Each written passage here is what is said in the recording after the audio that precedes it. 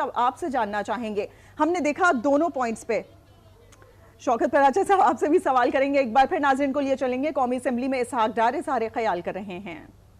कल रात की डेवलपमेंट से पहले जो आपसे अरेंजमेंट था कि आज 12 बजे हाउस को अब तक की जो जितनी वो शेयर की जाएगी, लेकिन कल रात से जो डेवलपमेंट्स हुई वो उसकी वजह से फिर इजलास भी मौखर करना पड़ा।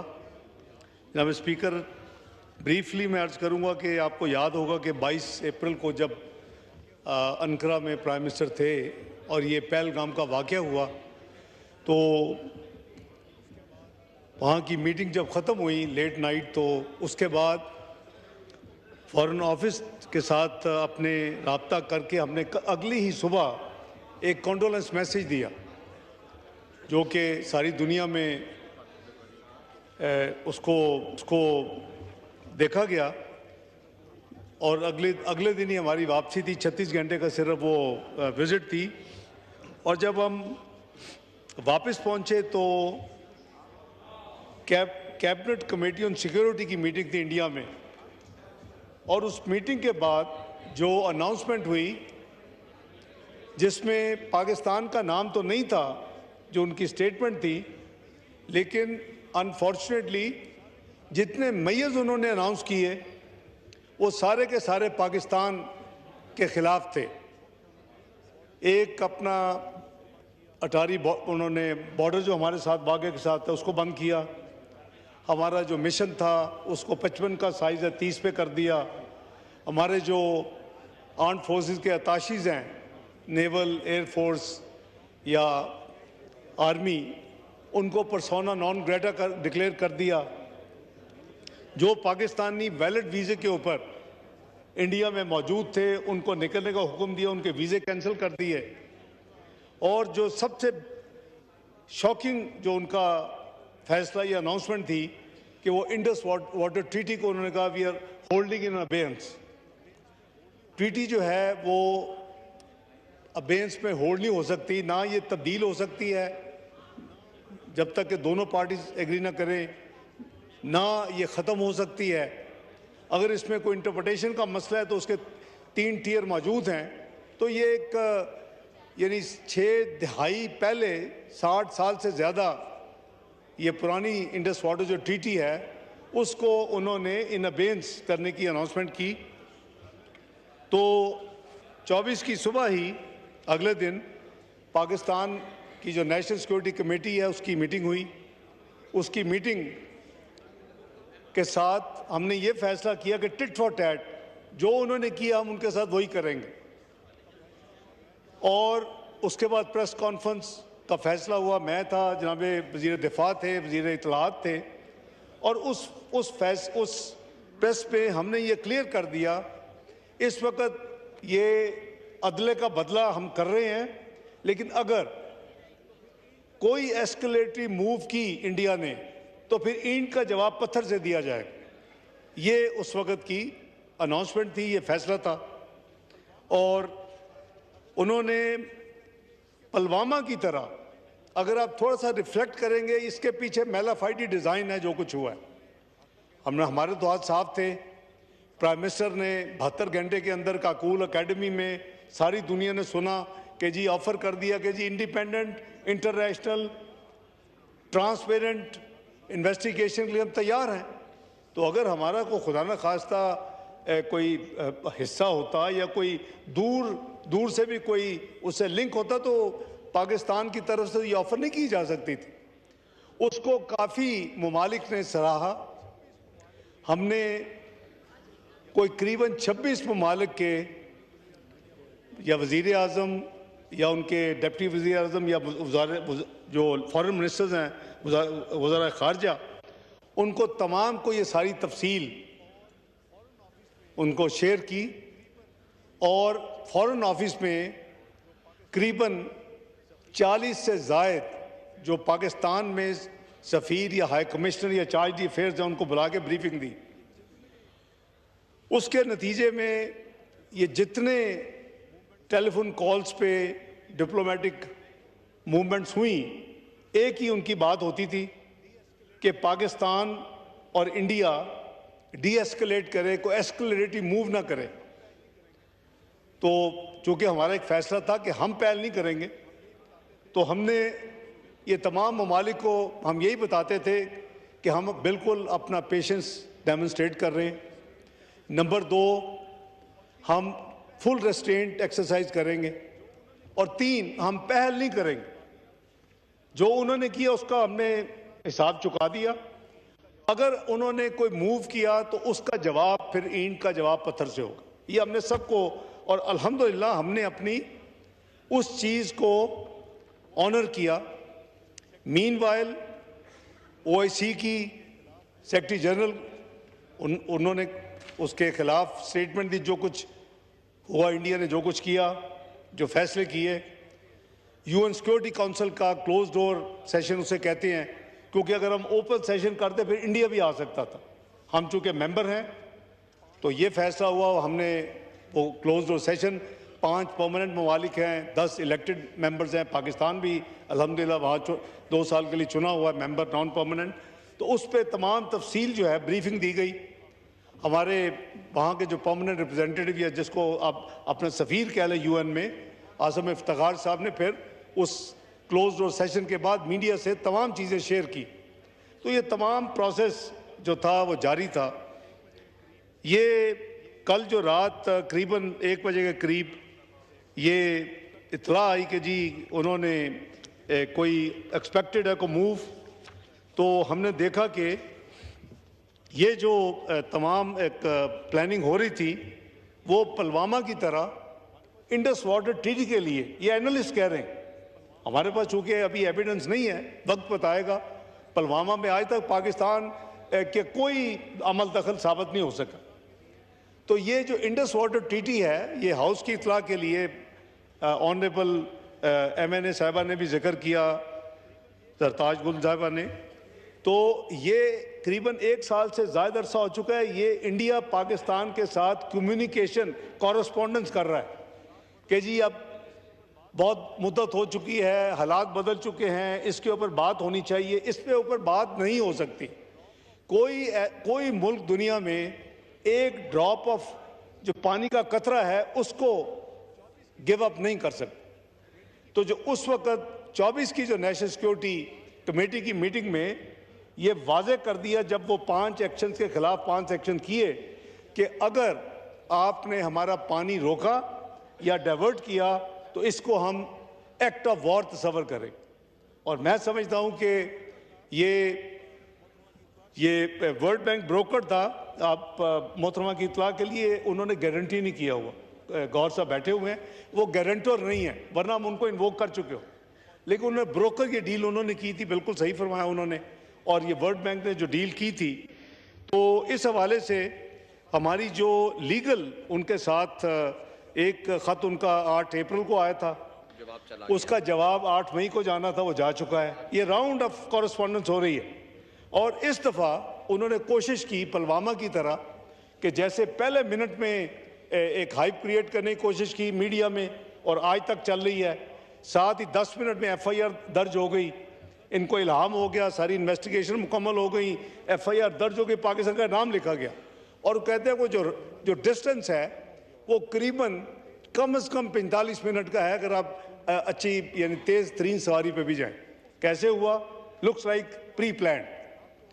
उसके बाद कुछ ममालिक ने जिनसे राब्ते हो रहे थे, उन्होंने कहा कि पाकिस्तान मदद करे। ज़ाहिर है उनको हर चीज़ का नहीं पता कि जो इंडिया कहता है कि परपेट्रेटर जो हैं उनको एक्सेस या उनको पकड़ने के लिए 230 किलोमीटर का फासला है जो वाक़या हुआ है जहाँ पहलगाम, और जो लाइन ऑफ कंट्रोल है, यानी वो कैसे वहाँ 7 लाख फ़ौज उन्होंने डिप्लॉय की हुई है, और ये कैसे मुमकिन है कि वो बिल्कुल आंखें बंद करके लेटे हुए थे। ये एक प्लान किस्म की कोरियोग्राफ्ड एक किस्म की एक्सरसाइज लग रही है, वक्त बताएगा। लेकिन कल जब मैंने जैसे अर्ज़ किया कि कल जब ये इंफॉर्मेशन आई कि जी ये एक इनका को प्लान है, को अराउंड 10 o'clock हमारी इंटेलिजेंस एजेंसी की इतला थी कि आज शायद कुछ हो। जैसे प्राइम मिनिस्टर साहब ने कहा कि चंद दिन पहले भी शायद 29 और 30 की दरमियानी रात थी, इनके 4 जो फाइटर थे वो उन्होंने एक अटेम्प्ट की और हमारी बहादुर एयरफोर्स के जवानों ने उनको मजबूर कर दिया, उनको जैम कर दिया और वो वापस जल्दी से श्रीनगर लैंड कर गए। लेकिन जो कल रात था, ये करीबन 12:40 के करीब ये मामला जो था, और ये एक घंटा इसको बेसिकली अपनी अपनी स्पेस में थे, लेकिन जो एम्यूनेशन एक दूसरे का एक्सचेंज या पे लोड जिसे कहते हैं रिलीज करना एक दूसरे के खिलाफ। अभी मैं एक चीज़ क्लियर करना चाहता हूं कि पाकिस्तान ने इस वक्त भी रेस्ट्रेंट एक्सरसाइज किया। ये क्लियर इंस्ट्रक्शंस थी कि जो fighter, Indian fighter, jet fighter जो पे लोड रिलीज करके आपकी तरफ फेंके, उसके ऊपर आप हमला करें। इस वजह से ये 5 गिरे हैं। अगर उनको ये इजाज़त होती कि आप अब जो सामने आए उसको गिरा दें, पे लोड को रिलीज करे ना करे, तो एयरफोर्स की अपनी असेसमेंट के मुताबिक शायद ये 10 से 12 जहाज उनके गिरते। तो अल्लाह ताला के फजलो करम से मैं समझता हूँ कि बहादुर फ़ौज पाकिस्तान ने, एयरफोर्स ने पाकिस्तान की कौम का जो सर है उसको फ़ख्र से बुलंद किया है। हमने रात ही जब ये तमाम मामला हो रहे थे तो हमने यूएन जो सिक्योरिटी काउंसिल का प्रेसिडेंट है, रात को हमने उसको फौरी लेटर भिजवाया कि 5 को अभी इजलास हुआ है।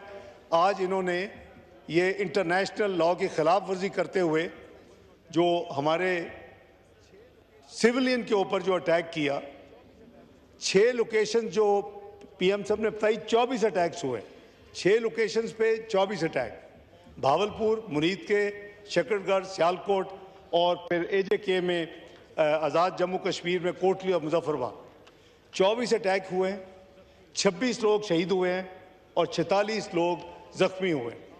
ये इसके अलावा आपके जो नीलम झेलम हमारा जो हाइड्रो पावर, उसके ऊपर इन्होंने डैमेज किया है।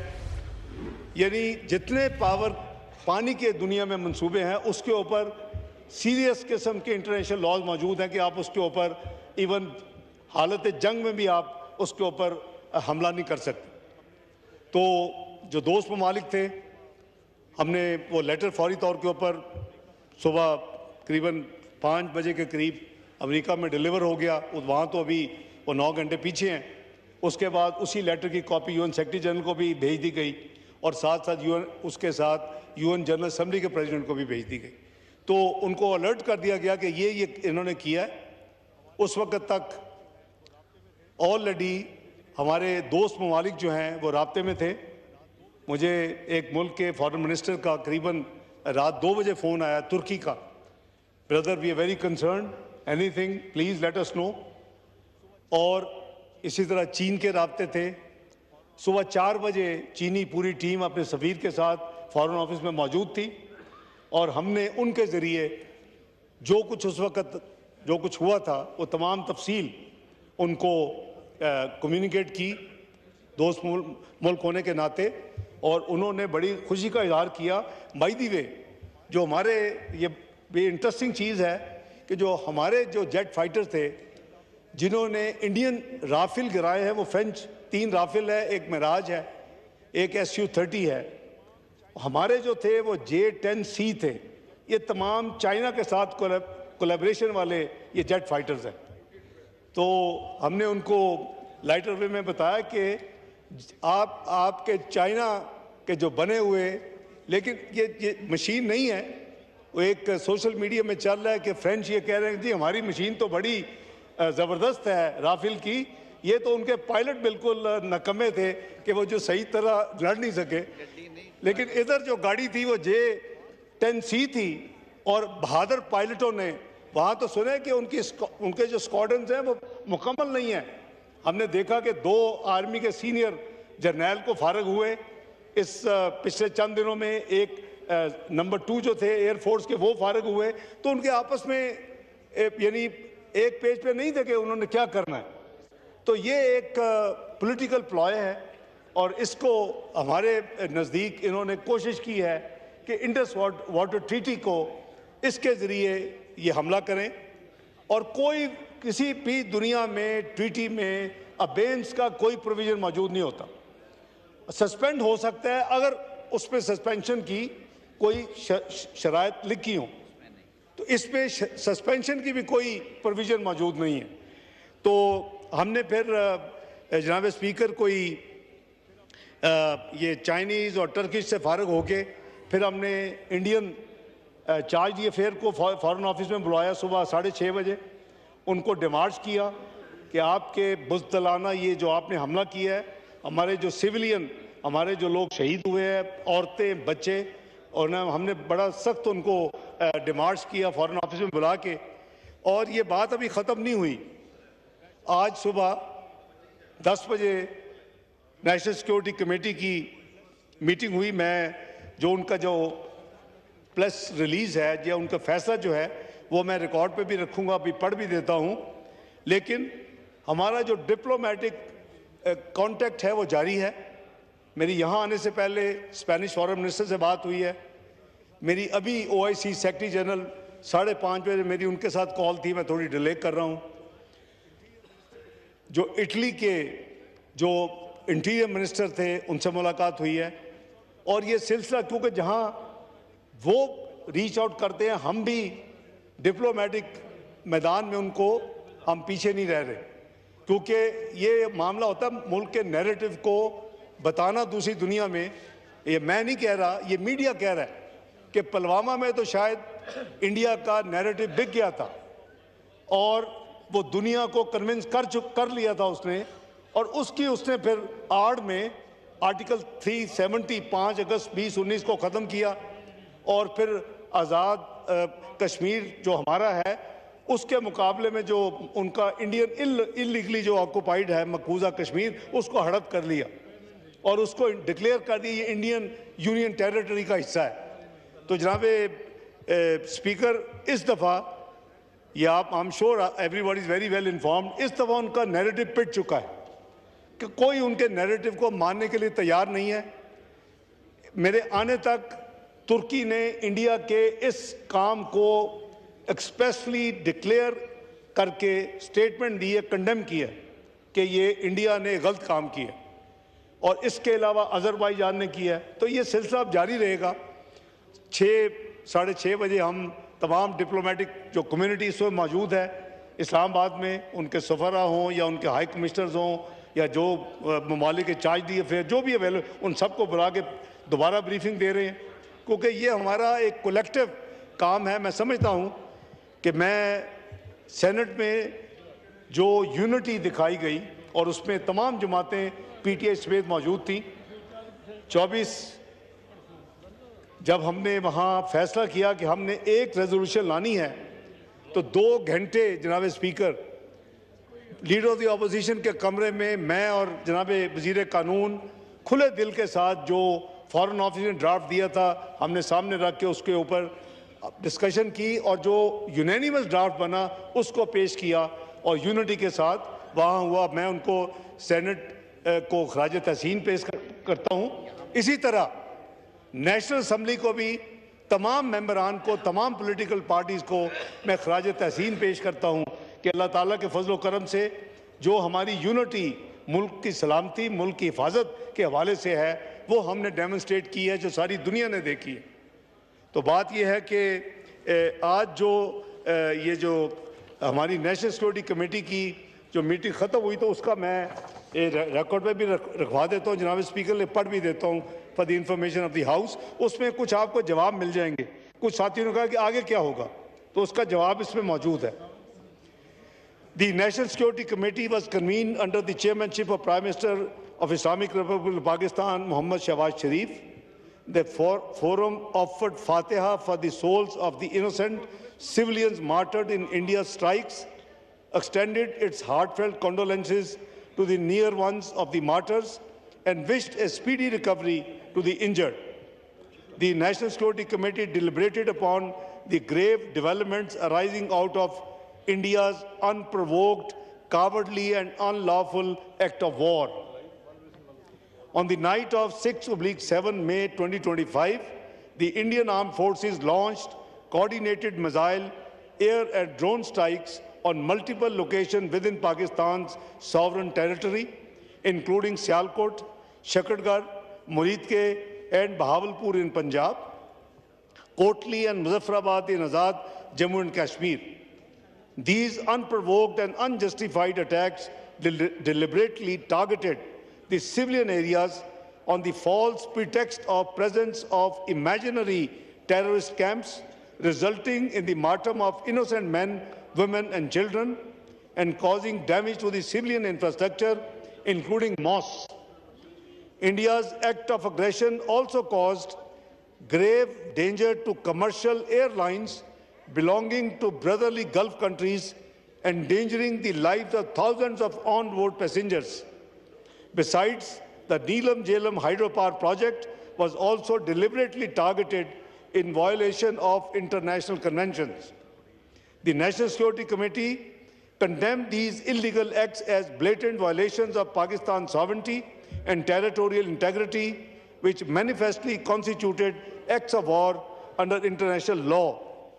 The deliberate targeting of civilians, including innocent women and children, by the Indian military constitutes a heinous and shameful crime that is in violation of all norms of human behavior and provision of international law. Pakistan has been emphatically rejecting Indian allegations claiming the presence of terrorist camps on its territory. It would also be recalled that immediately after 22nd of April 2025, Pakistan made a sincere offer for a credible, transparent and neutral investigation, which unfortunately has not been accepted. The international media personnel had already visited these imaginary terrorist camps on 6th of May 2025, and more visits are planned for today, 7th of May 2025. However, apprehensive of its falsehood being exposed and without a shred of evidence about its claims, the Indian leadership, bereft of any morality, has now gone to the extent of attacking innocent civilians in order to satiate its delusional thoughts and short-sighted political objectives. Attacking its innocent people is neither tolerable nor acceptable to Pakistan. India, against all sanity and rationality, has once again ignited an inferno in the region. The responsibility for causing consequences shall lie squarely with India. The armed forces of Pakistan, in line with the exercise of the right of self-defense and response framework outlined in National Security Committee statement dated 22nd of April 2025, resolutely defended the territorial integrity of Pakistan, including Azad Jammu and Kashmir, against the Indian aggression, while also bringing down 5 Indian fighter aircrafts and unmanned aerial vehicles in the process. In consonance with Article 51 of the UN Charter, Pakistan reserves the right, Pakistan reserves the right to respond in self-defense at a time, place and manner of its choosing, to avenge the loss of innocent Pakistani lives and blatant violation of its sovereignty. Inshallah, the armed forces of Pakistan have duly been authorized to undertake